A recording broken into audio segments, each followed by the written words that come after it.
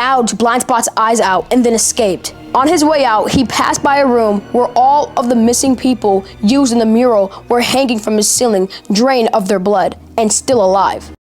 What?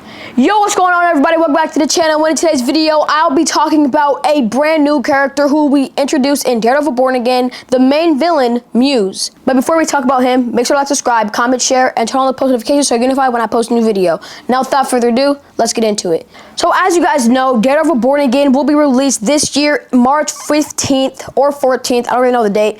But in that show, we'll be given a new villain added to the story, his name being Muse. Now, I don't think a lot of people know who the character of Muse is, and in this video, I'll be telling you guys exactly that.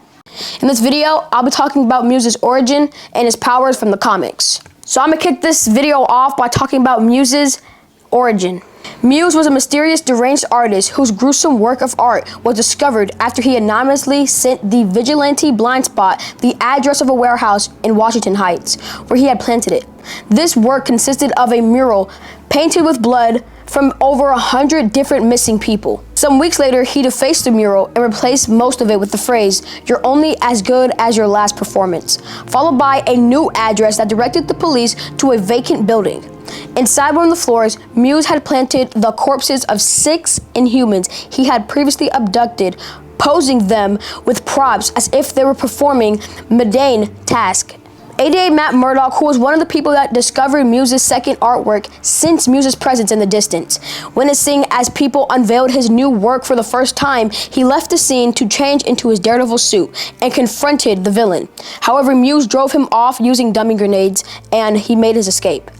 During his first public appearance, Muse attacked a courtroom and kidnapped Judge Lard, who had been presented by Councilwoman Andrea Pearson with a case to shut down public access to the location of his blood mural. Muse took the judge to the sewers, where he had also abducted Pearson and 2 police officers and planned to use them for a new art piece. Blindspot, who had witnessed the judge's kidnapping, followed Muse and caught his attention.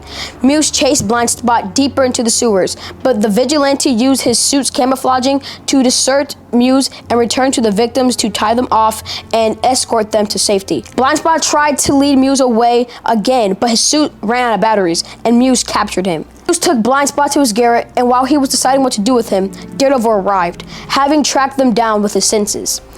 Muse gouged Blindspot's eyes out and then escaped. On his way out, he passed by a room where all of the missing people used in the mural were hanging from his ceiling, drained of their blood, and still alive. What? Let's just pause here for a second.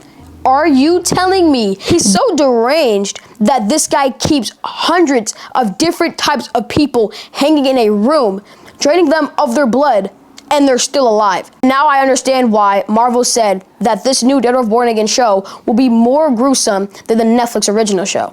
Anyways, let's continue. He cut the ropes, hanging them to distract Daredevil and save time. But he was stopped on a rooftop by Inhuman authorities who had been assisting Daredevil in investigating Muse due to the crimes on Inhumans. Daredevil caught up with him once Muse had been cuffed, fueled by rage for Blindspot's injuries. Having noticed Daredevil's intentions, Muse broke his own fingers, stating that that's what Daredevil would have wanted, for him to be unable to create more works of art.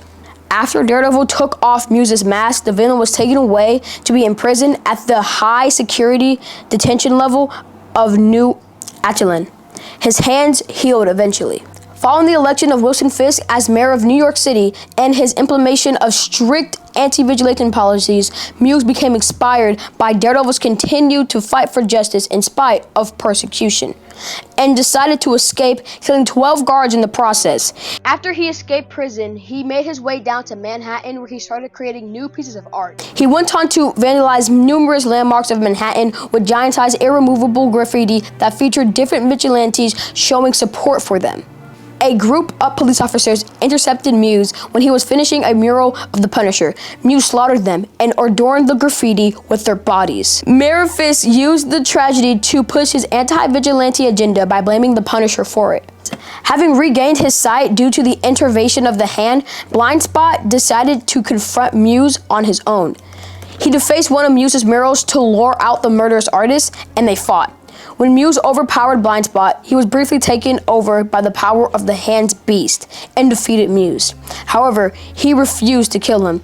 In response, Muse walked into a pile of burning debris, complaining that it was supposed to be his own story and not blind spots. He succumbed to the fire, using his final words to lament because he had so much beauty left. Okay, this guy is insane. Just insane.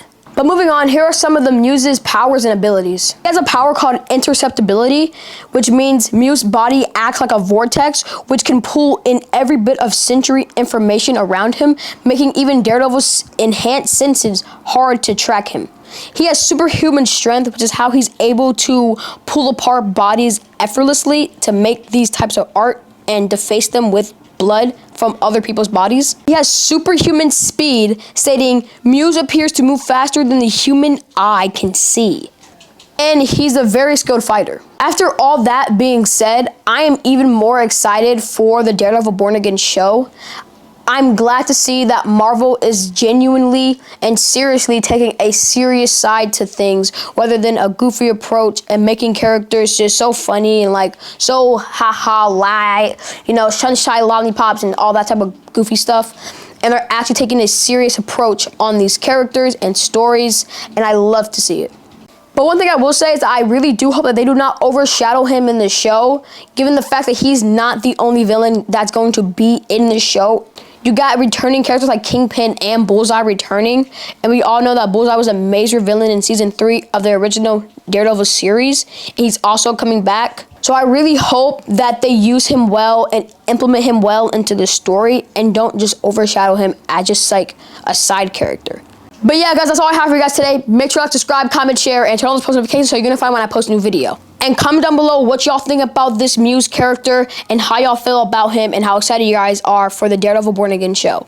But yeah, guys, that's all I have for you guys today. I'll see you on my next one. Peace.